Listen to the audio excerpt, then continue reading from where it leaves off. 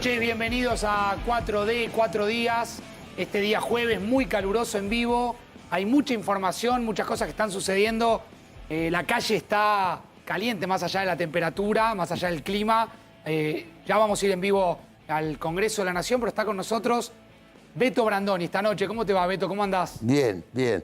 Bueno, gracias por venir. Cansado, pero bueno. Corriste, pero llegaste. Claro, porque terminé el teatro y vine para acá. Bueno, ¿cómo va eso? ¿Cómo flojo, va el teatro va muy flojo, muy flojo. Teatro en tiempo de pandemia, complicado. Sí, muy complicado, muy complicado.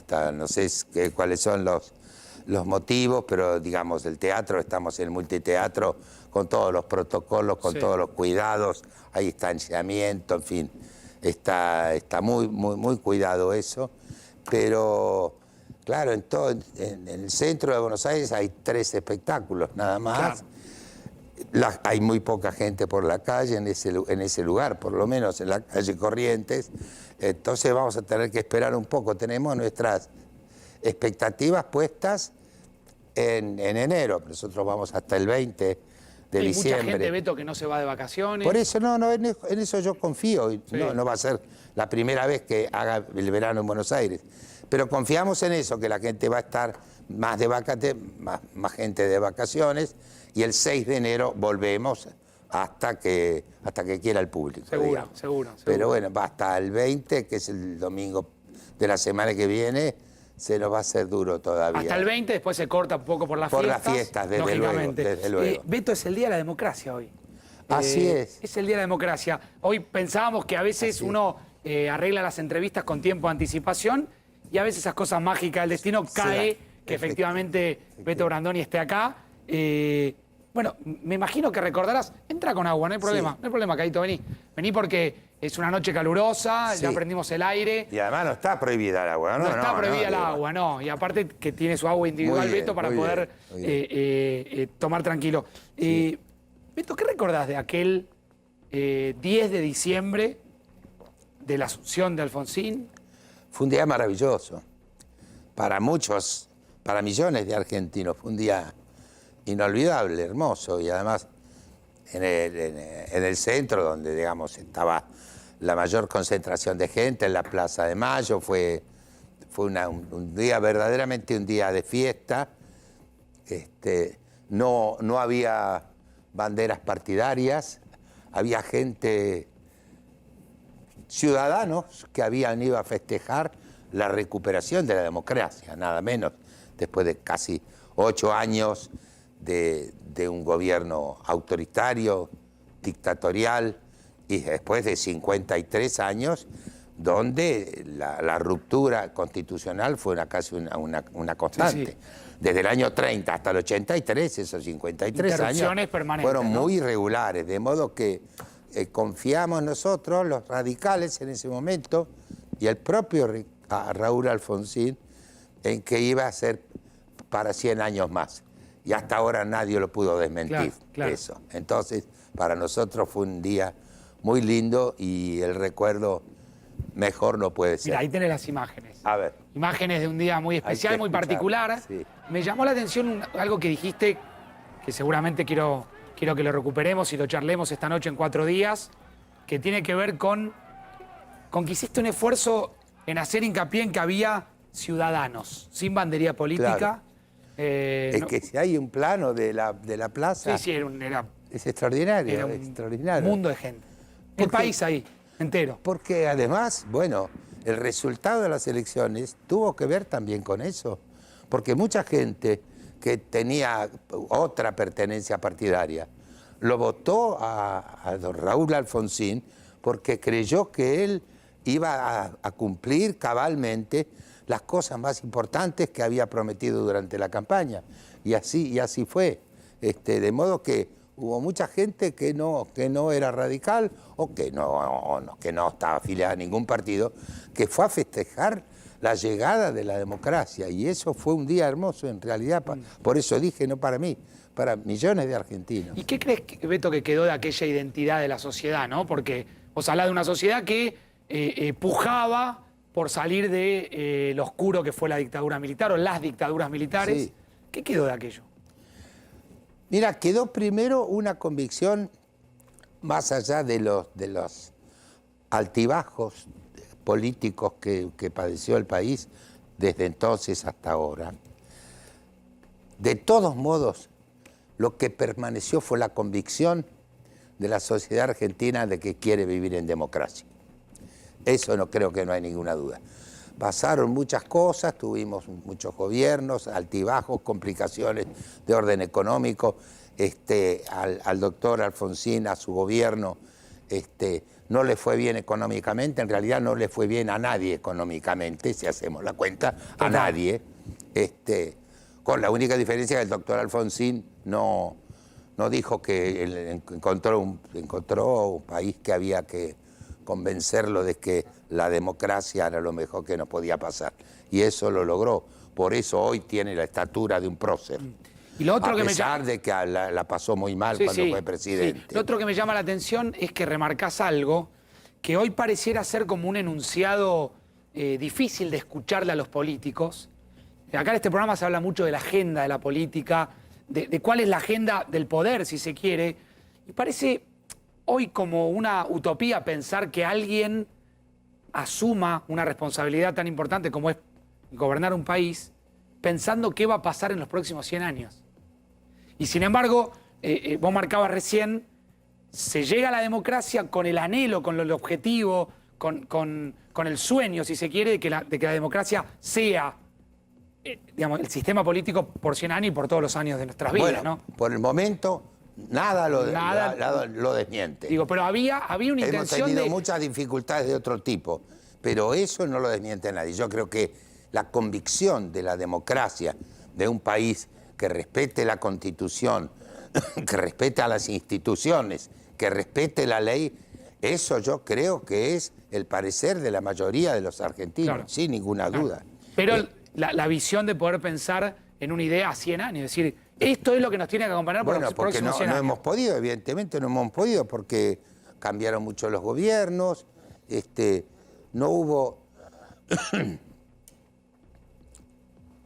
no hubo visión a larga distancia, a años vista, digamos. Empezando porque el doctor Alfonsín no terminó su mandato. Empezando por ahí. Tuvimos que esperar desde 1928. Desde 1928 hasta el año pasado, 91 años para que un presidente no peronista terminara su mandato. 91 años. De modo que es bastante. Entonces se hacía difícil, salvo en los casos en que la aspiración del presidente es la reelección, que es un sueño reiterado, los proyectos son, salir de la dificultad primero. En general, yo creo que todos los presidentes se encuentran con algunas dificultades que las han heredado sin querer. Digo, hoy el presidente de Estados Unidos se va a encontrar con algunas dificultades que no las tenía previstas, pero no por eso se va a pasar el mandato echándole la culpa a Trump. ¿Que se dramatiza mucho el tema de la herencia política de este país, en términos generales? No, se justifica. ¿Sí? Uno se justifica la ineficiencia, la incapacidad o los errores en el pasado. Esto es una vieja costumbre argentina. Y esto no, me parece que lo bueno es lo novedoso, que yo creo que fue una cosa muy sorprendente en la Argentina, cuando Alfonsín dijo, hay cosas que yo no pude, otras que no quise y otras que no supe hacer. Yo no se lo escuché a ningún presidente. Una autocrítica profunda. Claro, entonces, ¿qué le pasa a este hombre? Es un hombre de bien, es un hombre sensato, que hizo, entre otras cosas extraordinarias, como el juicio a la Junta, extraordinaria, fuera de lo común en la historia. Y fuera de lo común, incluso moderna. veto de lo que pasó en otros países. Ni Uruguay lo tuvo, ni Brasil lo tuvo, ni Chile no tuvo. No, por supuesto, fue fabuloso. Y tuvo una oposición cerril también en eso. Sí, sí. Que, por ejemplo, el peronismo no lo acompañó en la CONADEP, en la comisión. No lo acompañó. Se opusieron. Pero bueno, de todos modos se hizo y eso quedó y fue un buen ejemplo. Y en otras cosas cometió cometió errores, pero reconoció errores, imposibilidades, no voluntarias, involuntarias. Alguna no pudo o no supo hacerlo. Entonces eso me parece que sería bueno que los presidentes lo reconozcan, porque entonces nos encontramos que son presidentes que son seres humanos que reconocen sus errores y no le echan la culpa ni al otro, ni miran para otro lado. Entonces eso sería bueno. Y bueno, y después veremos, esperemos poder hacer un proyecto de país que no se hace de un día para el otro, ni a partir de una campaña electoral, se hace en el día a día. Se encuentran dificultades, se resuelven o no, se busca otro modo, no se empecina uno en el error. Sí podemos pensar un poco en tener una estabilidad política y económica de la cual no podemos disfrutar. Claro. Ahora voy a venir un poco al presente, te quiero escuchar hablar de la carta de Cristina, del encuentro hoy de Cristina con Alberto, del hoy, pero dejemos... No, pero yo te pido, yo soy actor. Estoy haciendo cosas, pero digamos, si vos me decís el encuentro del presidente con la vicepresidente, no sé porque... Ahora lo charlamos, no vamos a entrar, pero quiero seguir un poco en el plano de las memorias. Estás obviamente presentando este libro, ¿sí? Que tiene que ver con las memorias. Después te voy a preguntar por qué elegiste este título antes de que me olvide, pero tengo dos imágenes que te quiero mostrar, que me gustaría mostrártelas. Tengo una de 1983 y una de 1987. Empezamos por 83, así lo hacemos cronológico. Sí. Esta es la primera imagen. Sí. ¿Te la acordás esta imagen? Sí. ¿Sos de acordarte, Beto, los momentos, digamos, que aparecen en esta foto? ¿Te acordás ese instante donde estabas dialogando con Alfonsín? Estábamos? Sí, estábamos en el Hotel Panamericano. Mirá qué memoria, ¿eh? No hace falta tanta memoria, porque fue el hotel donde se instaló el doctor Alfonsín para preparar, digamos, la transición hacia el 10 de diciembre, sí, que tenía que asumir el cargo. El otro es Carlos Gorostiza, que fue... dramaturgo muy importante. Muy conocido, de quien estoy haciendo la obra, el acompañamiento es de ese maravilloso arquitecto teatral. ¿La obra de la cual venís es de Gorostiza? Claro. Mirá vos, esto no lo sabía. Sí, si no te hubiese jugado el dato periodísticamente, mirá vos las cosas de la vida. ¿Y estabas ahí? Yo estaba ahí, sí, estaba ahí. Ahí es donde, no sé si fue exactamente ese día, pero uno de esos días en que yo veía que era probable que yo tuviera un cargo y le fui a pedir al doctor Alfonsín que por favor me relevara de ese compromiso, porque yo venía de los casi 8 años de dictadura, estuve en la lista negra, sí. La AAA, muy limitado laboralmente, muy limitado, como otros muchos amigos y amigas y compañeros. Y entonces, si yo tenía un trabajo, un salario, una responsabilidad rentada, me iba a costar mucho trabajar como actor. Entonces le pedí por favor que yo iba a ser podía ser su asesor en forma ad honorem, lo cual me permitía a mí poder volver a desarrollarme como actor y volver a la televisión y trabajar en libertad. Y así fue, Yo fui asesor en cultura del doctor Alfonsín durante todo su mandato en forma ad honorem. ¿Y esas charlas, vos sentías con Alfonsín que hablabas con alguien muy empoderado, en una persona a la cual uno lo veía en una charla de estas características y se le sentía el poder? ¿O sentías que era un hombre normal, que le había tocado una responsabilidad tremendamente histórica? Era un hombre normal, era un hombre afable, cariñoso, con una condición extraordinaria, que era saber escuchar. Pero tan convencido de cuál era, qué rol creía él que tenía que desarrollar en la sociedad argentina, que no necesitaba ni discursos grandilocuentes, ni una postura, nada, para nada.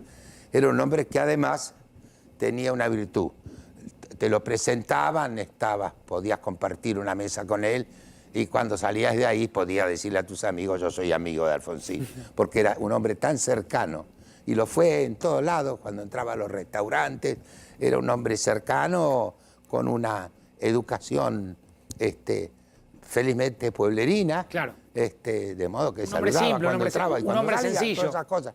Y él tenía una gran responsabilidad, pero por eso lo quisimos tanto, por eso a la gente lo quiso tanto, porque era un hombre cercano, era un hombre de modo que la convicción, la fortaleza de él estaba en sus convicciones.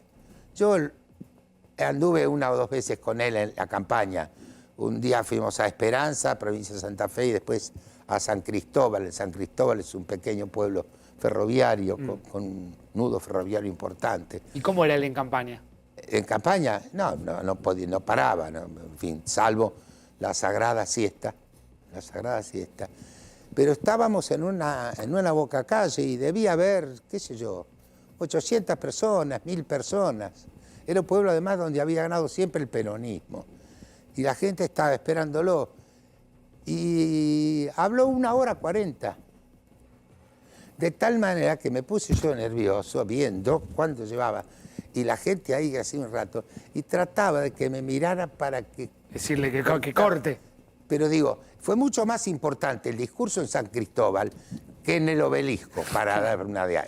Por supuesto, la diferencia era abismal. Está claro. Y no hubiese soportado esa situación. Pero un hombre que le explicó a la gente qué quería hacer. Y entre otras cosas, fue capaz de convencerlo. Porque cuando decía, y ahora además, cuando yo sea presidente, voy a ser el jefe de la fuerza, el comandante en jefe de las Fuerzas Armadas de la Argentina. Y así se señalaba. De modo que no tenía mucho más para decir. Claro. Había una convicción muy grande y eso era... Eran años, Beto, de una democracia todavía un poco débil, ¿no? Sí, que había que construir... No. Sí, pero fue muy fuerte, muy poderosísima. Lo que hizo esa democracia fue una cosa extraordinaria.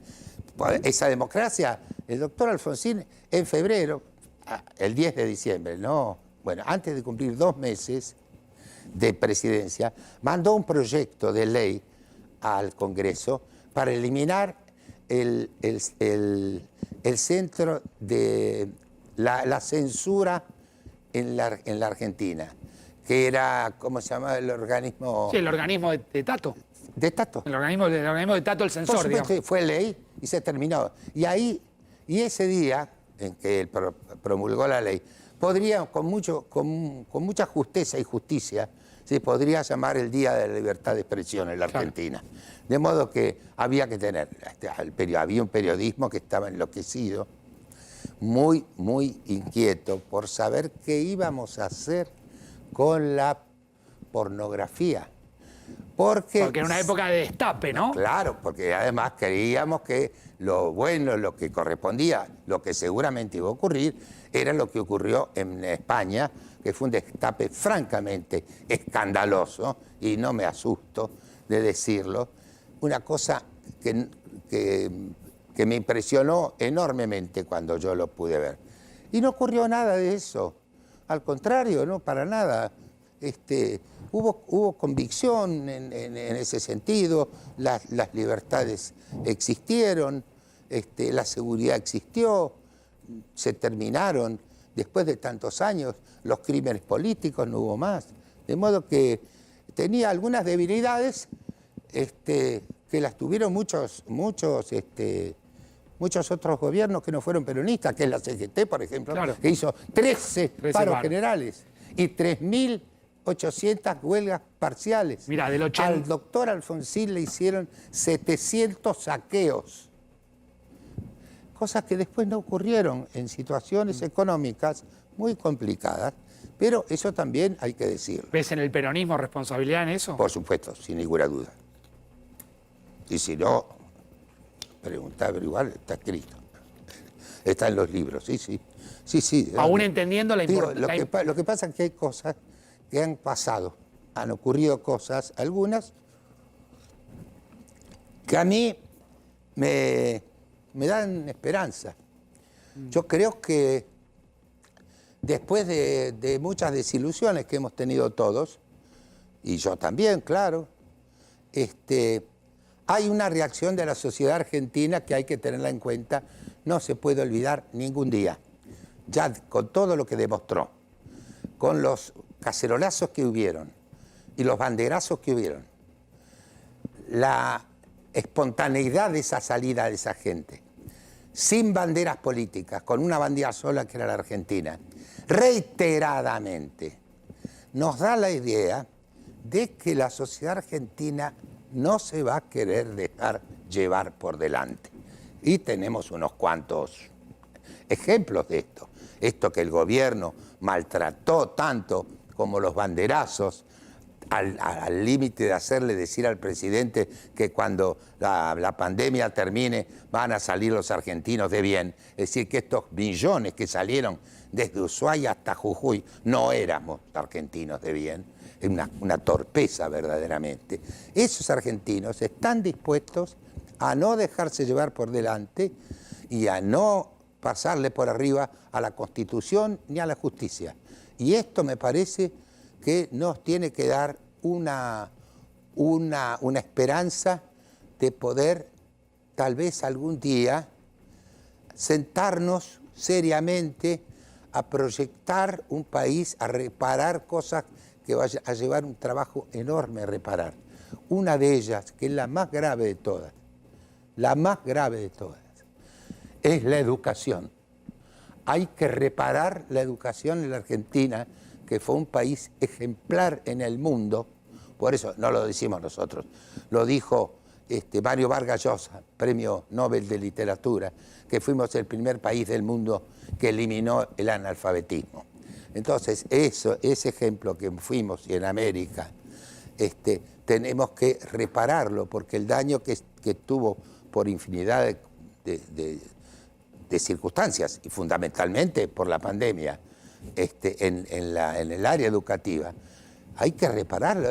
Necesita que sea un acuerdo. Ahora vuelvo sobre el todos, tema educativo, porque es un tema, por supuesto, primordial, trascendental. Sí. Te mostré una postal del 83. Te estoy haciendo recordar un poco. Me voy al 87. Ya habían pasado muchos años. 4 años. Y sí. ya se iba camino a un momento difícil. Pero aparece esta imagen donde hay amigos, donde hay colegas, donde hay sonrisas. Esto es un restaurante, típica noche porteña. No me acuerdo bien qué restaurante, por ahí vos sí te acordás, Beto, realmente no lo sé. No, estoy viendo, pero no era fechoría ese. No, te iba a decir fechoría, pero me parece que no. No es fechoría. A ver si lo tengo anotado porque... no, a ver, ¿dónde está? Un restaurante porteño, dice la foto. Esto es del archivo de Alfonsín. Ah, sí. Esto es del archivo del propio Alfonsín. Bueno, Mario está Breston, Nora está Carpena. Guillermo, está Patricio Contreras. Patricio Contreras, el Allá presidente. está Linda Pérez. Linda Pérez acá. Sí. Claro. Bueno, sí. Bueno, el doctor. Edelweiss, ¿podrá ser? ¿Quién? Edelweiss.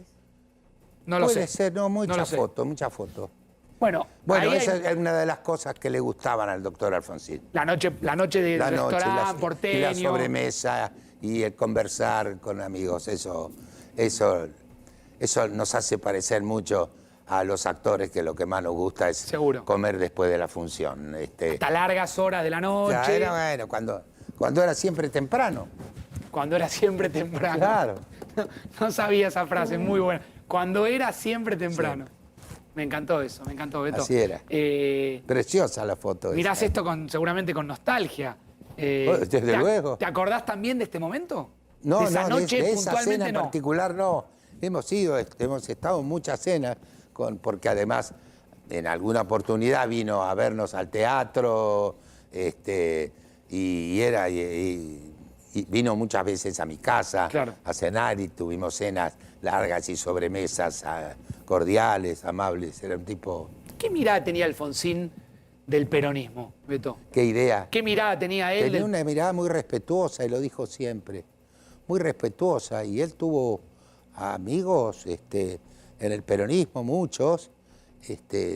Tengo que nombrar al doctor Antonio Cafiero, que fue sin ninguna duda el jefe de la oposición durante el gobierno del doctor Alfonsín, pero ese mismo hombre estuvo en el balcón de la Casa de Gobierno cuando la crisis al lado, de Semana parado Santa. al lado. Claro. Parado al lado. Claro que sí. Y además siempre tuvo una consideración muy particular con el peronismo en infinidad de discursos, reconociendo lo que había hecho en los primeros años del peronismo. Siempre tuvo una mirada... Ahí está, mirá. Y además... Mirá, Beto, sí, y mirá, ahí sí, tenés la imagen. Mirá esa ahí imagen está, eso es en la Casa de de Gobierno. los dos líderes políticos, obviamente el presidente señor. en su momento, el Sí, líder señor. del Bueno, peronismo, además, Antonio Cafiero. Imagínate qué concepción tendría él del peronismo, que le ofreció al candidato a presidente de la República, que fue ítalo-argentino Luder, la presidencia de la Corte Suprema de Justicia. Claro. Eso Por eso te lo preguntaba, porque entiendo que Alfonsín veía que la fortaleza de la democracia también pasaba por la idea, no sé si del bipartidismo, pero de partidos fuertes. No, de compartir. Por supuesto. De compartir sin ninguna duda, sin ningún atajo, las instituciones de la Constitución. ¿Y sentís, Beto, que se berretizó la política? No, bueno, en alguna medida se degradó con muchos casos de corrupción, se degradó mucho en ese sentido, pero también es cierto que la política, el estar en la política implica admitir que durante el transcurso de su vida activa, un político o una política va a tener más fracasos que éxitos, esto es seguro, como un diputado. ¿Por qué? Porque es muy complicada la política, es muy complicada. ¿Pero acá? Acá es complicada. Ser diputado, digo, yo he escuchado a algunos candidatos de diputados que decían que iban a reponer los ferrocarriles.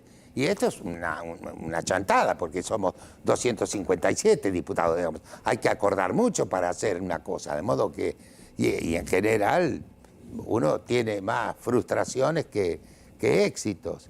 En este sentido me parece que es así.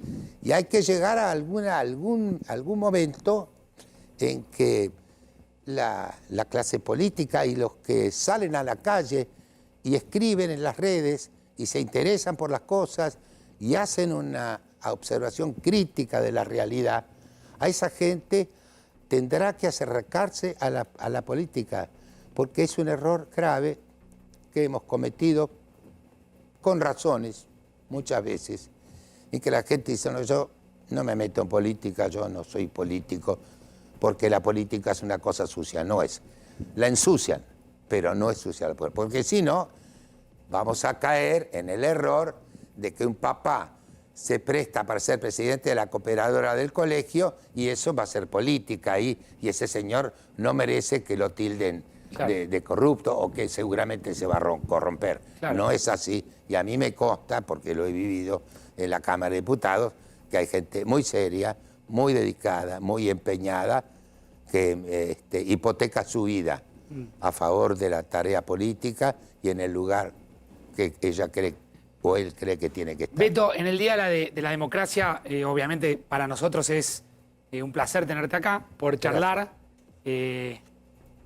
Da la sensación de que siempre que venís nos ponemos un poco nostálgicos, a veces vemos un poco de cine, otra vez repasamos sí, algunas imágenes. ¿Cuál fue el momento en que más miedo tuviste en la Argentina? Porque digo, te pregunto esto para revalorizar la idea de la democracia. ¿Tuviste miedo cuando te persiguió la AAA? ¿Tuviste miedo cuando tuviste que exiliar? ¿Cómo es exiliarse? ¿Qué es agarrar? No, exiliarse es un dolor inexplicable.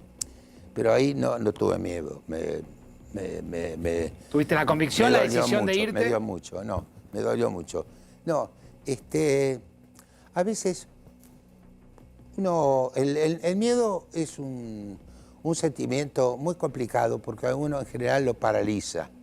Entonces, eso hay que evitarlo. Yo traté de evitarlo eso y me vi obligado a perder el miedo.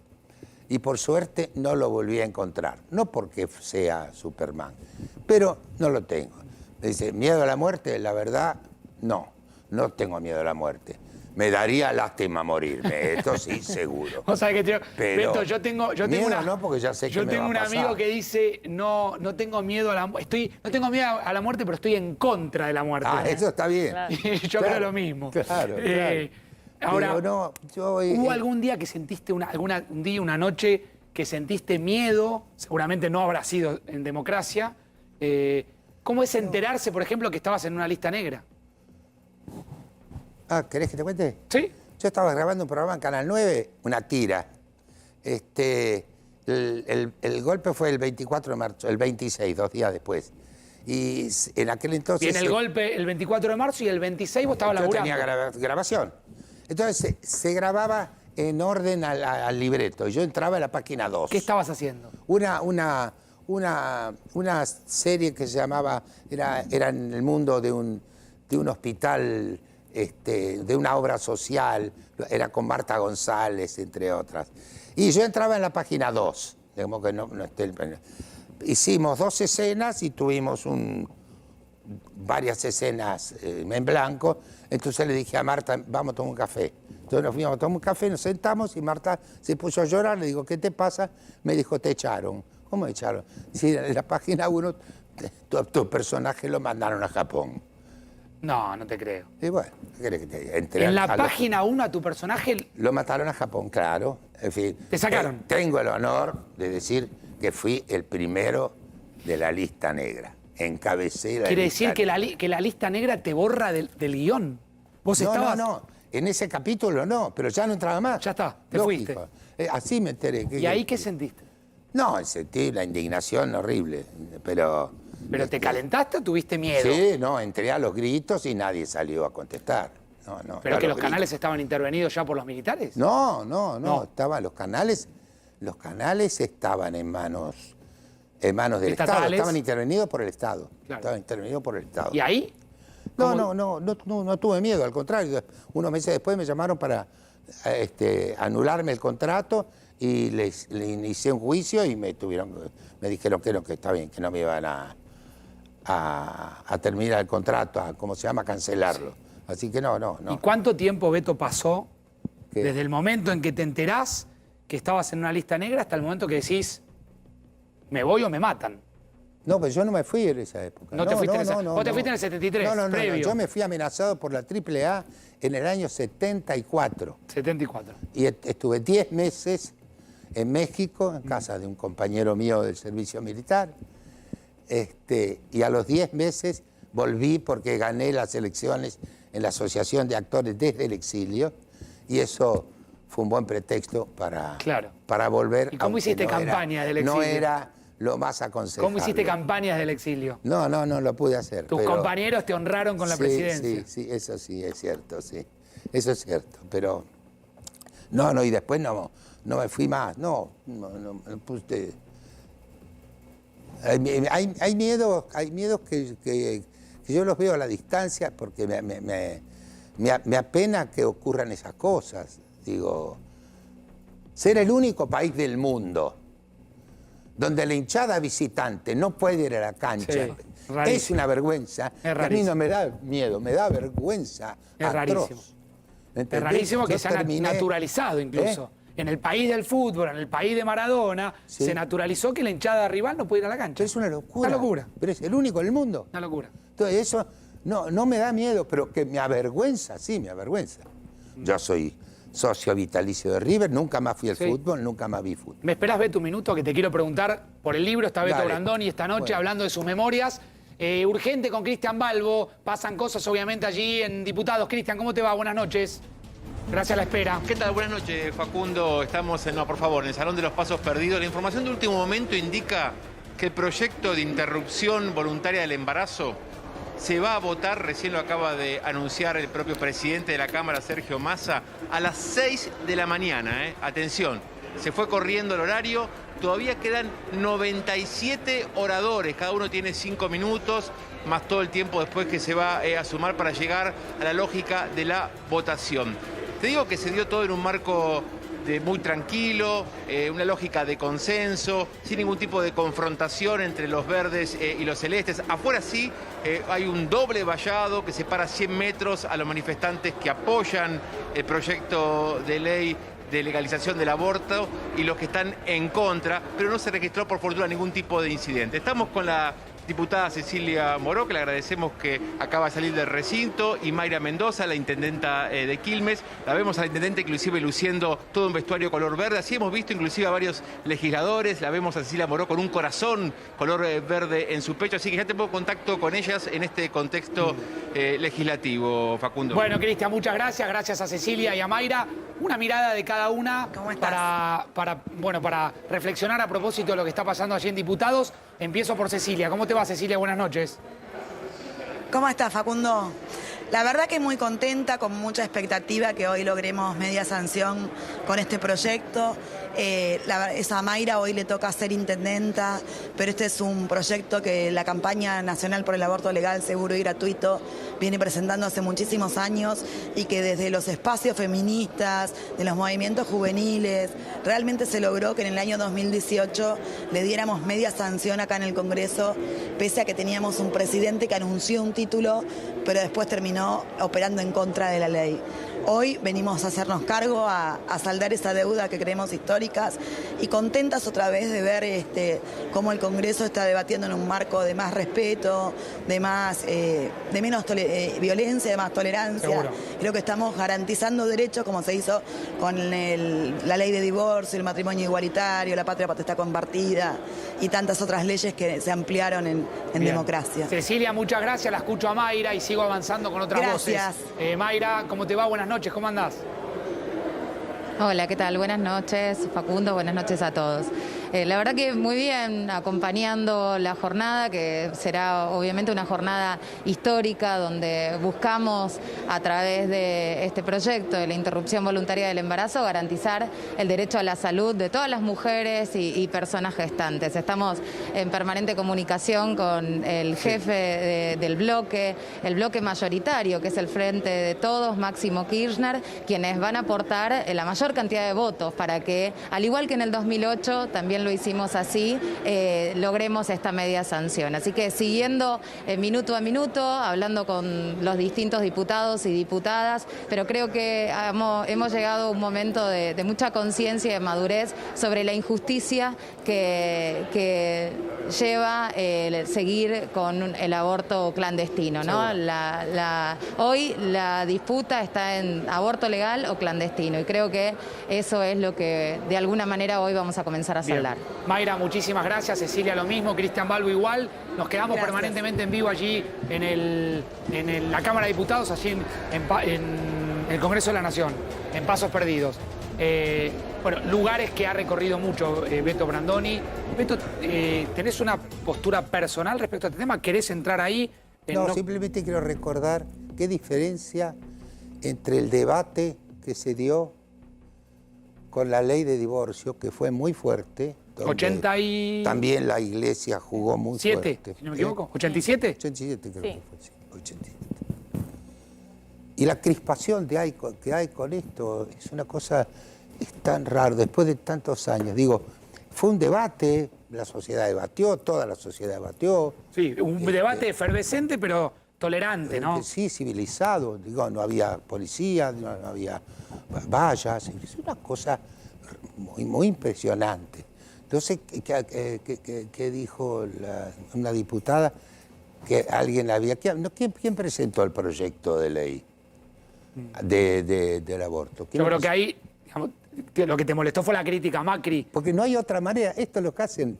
Porque en realidad deberían decir, no lamentablemente, pero la verdad es que quien presentó el proyecto fue el presidente Macri. Claro, se refiere al discurso de Macri. Los peronistas tuvieron 12 años seguidos en el gobierno, con mayoría en ambas cámaras, y de ese tema no se habló. Entonces, echarle la culpa también a Macri de esto realmente es muy bajo, es muy barato, muy barato. No vale la pena, no quiero hablar de eso. No, está bien, quédate ahí un minutito, Beto, ya vuelvo con para que hablemos un poco del libro de las memorias. Lili tiene información importante a propósito de este tema porque estuviste trabajando todo el día. Lili, ¿cómo andás? Buenas noches. ¿Qué tal? Muy buenas noches. Sí, un proyecto de ley que decimos y creemos que va camino a ser votado porque tenemos 131 votos. Ese es el poroteo por ahora. El último, el poroteo por ahora, 131 contra 117 y 19 que todavía están en dudas. Había 20 en dudas. Alguien ya aceptó, así que quedan esos números por ahora. Creemos que va a salir la media sanción como viene ahora. Pero nosotros que te queremos mostrar la economía de este proyecto de ley, porque mucho se habla de cuánto se va a gastar, de cuánto va a ser el presupuesto que tienen que tener los fíjate estos datos, públicos. Lili, del CEPA, en un relevamiento propio que plantea el costo total ponderado de los tratamientos por abortos incompletos, quiere decir el otro costo, el costo oculto que tiene mantener esta práctica en la clandestinidad. En la clandestinidad, por supuesto. Y esto es un número tentativo, un número, porque siempre vos recordás que estamos hablando justamente de la criminalización en muchos casos y de la clandestinidad. Por lo tanto, son mujeres que van al hospital. De este registro nos tomamos. Y el CEPA, que es el Centro de Economía y Política de la Argentina, hizo un relevamiento y llega, mira, en monto millones de pesos. Claro, aborto incompleto leve, mediano 1.300 millones. Claro. Un aborto incompleto, es decir, son las consecuencias económicas que genera, económicas y lógicamente para la mujer. Y acá Tercer causa de muerte en la mujer, no te olvides de esto. Se estima por tratamiento según gravedad, según persona, es decir, el costo unitario, el promedio que se da cuando hay un aborto incompleto, vos gastás por persona 42.000 pesos. En el leve. En el incompleto de gravedad media, 81.788 y después terminás gastando 132.425 pesos. Digo, que el impacto será bueno, pero estamos hablando de personas, sí, pero para que vean también lo que significa esto. Cuando ahora se está pensando en la entrega de unas pastillas, por ejemplo, que salen 6.000 pesos. Claro. 12 dosis. Ya vuelvo, es el tema. Lili, ya vuelvo porque estamos en vivo permanentemente. Es una noche especial. Por supuesto que ya vuelvo con Beto Brandoni. Antes de que me olvide, plantea el título de Beto, ¿sí? En su libro. ¿De qué no querrá olvidarse Beto Brandoni? Ahora me lo contesta. Es una noche especial. Roberto Kachanowski, ¿cómo te va? Buenas noches. ¿Qué decís? ¿Cómo te va? Bien, Roberto, bueno? empiezo, ya que lo tengo a Beto acá, preguntándote por el Día de la Democracia, que por supuesto qué mirada tenés del balance que haces de este sistema político, que por supuesto es el único válido y es el que hemos elegido como sociedad y como nación, a 37 años, ¿no?, del regreso a la democracia. Sí, a ver, el tema de la democracia, yo te diría que no es solo votar, sino que lo importante es la república, ¿no? O sea, el hecho, acá lo importante a resaltar es que una mayoría en una república no puede avanzar sobre una minoría circunstancial. O sea, una mayoría circunstancial no puede, porque tiene más votos, violar los derechos de una minoría circunstancial. Me parece que el tema fundamental no es solamente votar, es respetar el orden republicano, la división de poderes y, como decía antes, que una mayoría no avance sobre una minoría. Te voy a dar un ejemplo de estos años. ¿Vos te acordás de la 125 cuando tuve ese debate? Sí, claro. Todo tema impositivo constitucionalmente tiene que pasar por el Congreso de la Nación. La entonces presidente dijo: a pesar que tengo el 47% o 45% de los votos, no me acuerdo, voy a mandar este proyecto de ley al Congreso. Ahí ese es el tema de no respetar las instituciones. No es a pesar de que porque tengo una mayoría hago lo que quiero. Sí. Eso se hacía en las monarquías absolutistas. Claro. En las democracias republicanas se respeta la división de poderes y todo, aunque vos tengas una mayoría, tenés que respetar la división de poderes. Claro, y, por ejemplo, el tema impositivo era obligación mandarlo al Congreso, no una concesión graciosa de su majestad. Seguro. Vos sabés, Roberto, que cuando decías eso, Beto, vos, digamos, de alguna manera estabas de acuerdo con la idea esa general de que una mayoría, por más de que gane, no puede afectar a la minoría que no optó. ¿No? Que un poco, digo, esta es la descripción que hace Roberto de la democracia, ¿no? Pero por supuesto que estoy de acuerdo. Es más, yo creo que lo grandioso de la democracia es que se debe respetar y considerar a la minoría. Eso es lo importante de la democracia. No que el que gana tiene todo. Esta es una visión absolutamente autoritaria. Sí, No es incluso peligrosa. Pero y lo hemos padecido Seguro. muchísimo. ¿Vos Lo sabés, hemos Roberto, padecido muchísimo. Roberto, que Beto en el comienzo del programa decía algo así como que nadie efectivamente ha podido a lo largo de esta democracia encauzar el tema económico. No, ¿por qué? eso es un tema, a ver, yo creo que en buena medida, tuvimos todo tipo de gobiernos, ¿no es cierto? O sea, pero hubo gobiernos que se equivocaron, otros no, lo hicieron a propósito, pero no importa. La historia en sí, en estos 37 años, muestra que en alguna medida creo yo que la política se transformó en un negocio, más que en una actividad en la cual vos vas a administrar transitoriamente la cosa pública, ¿sí? Entonces creo que si vos mirás los números de la economía, etcétera, lo que hicieron en todos estos 37 años fue disparar la pobreza, se disparó la pobreza, tenemos cada vez más desocupados, no crecemos, somos un país que, como dice un amigo, encontró la senda del subdesarrollo sostenible, ¿sí? O sea, sustentable. O sea, fuimos un país desarrollado y pasamos a ser subdesarrollados. Y yo te diría que no podemos tomar desde 1983 para acá porque sería un corte antojadizo. Esto es mucho más largo desde el punto de vista histórico, ¿sí? Pero en un programa de televisión obviamente no vamos a hacer un programa de historia. Lo que yo te diría es que desde 1983 para acá no han embocado en el camino de generar puestos de trabajo y lo que es más importante para mí, la dignidad de que la gente se gane, pueda alimentar a su familia con su trabajo, no con un plan social que depende del puntero político para poder alimentar a su familia. Me parece que esa es la mayor deuda de la democracia, no haberle dado la dignidad a la gente de poder alimentar a su familia y tener que depender de un puntero político para poder recibir un plan social o cosas por el estilo. Roberto, por último, te pido una respuesta corta agradeciéndote la síntesis. No. Es una noche con mucha información en vivo. ¿Crees que dentro de 37 años, si nos encuentra un momento de televisión como este, vamos a estar repitiendo lo mismo? ¿O en algún momento la política le encontrará la vuelta a la economía? Esperemos que cambie, pero Argentina por momentos es el día de la marmota, ¿no? Te despertás y siempre lo mismo. Claro. Así que, mira, yo te lo digo muy corto. Empecé a escribir notas en 1985, la revisaba en el diario de la prensa. Yo creo que le cambio alguna coma y algunos nombres y sigue siendo lo mismo, exacto. Roberto, un abrazo grande, gracias. Un saludo, chao, gracias a ti. Gracias, Roberto Kachanowski, Beto Brandoni en el Día de la Democracia, pendiente de lo que está pasando en la Cámara de Diputados. Yo quiero decir algo respecto al tema del aborto que me parece importante remarcarlo. Es un tema de absoluta visión personal. Por eso, siempre que he tratado de tratar el tema, lo he hecho con absoluta seriedad, responsabilidad y sobre todo respeto, porque puede haber del otro lado gente que no piense lo que pienso yo. Posiblemente no sea necesario que yo exprese qué pienso respecto al tema del aborto.